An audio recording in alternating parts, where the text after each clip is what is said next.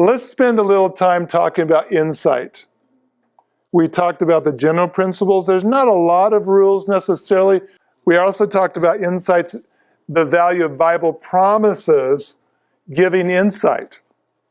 Some people are not going to want you to be quoting a Bible text.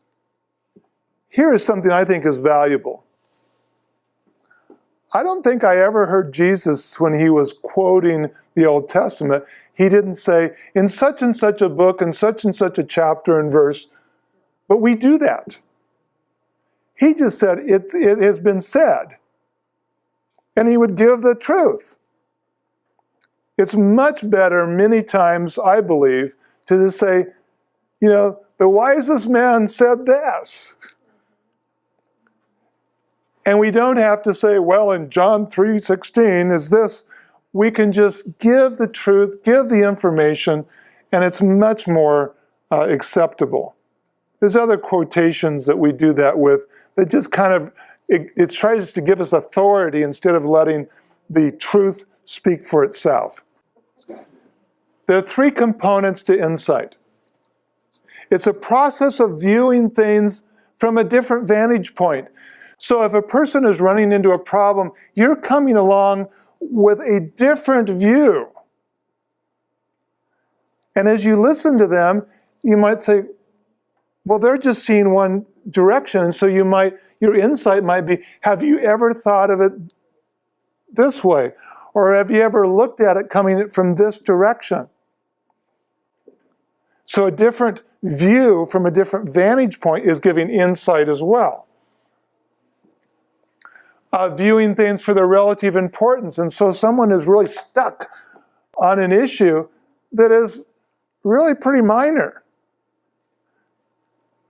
And you've all heard the saying that someone complained that they had no shoes until they met a person who had no feet.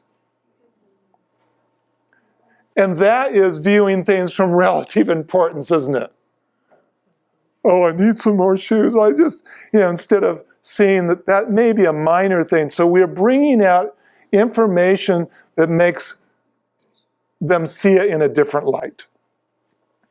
And the last one on here is being able to distinguish between our feelings and truth.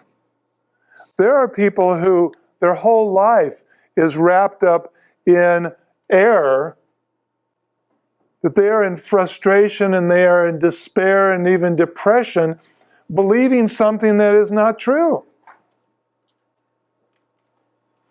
And as we give insight, we can move a person from believing something that's not true into at least looking at truth that usually clears up a lot of problems.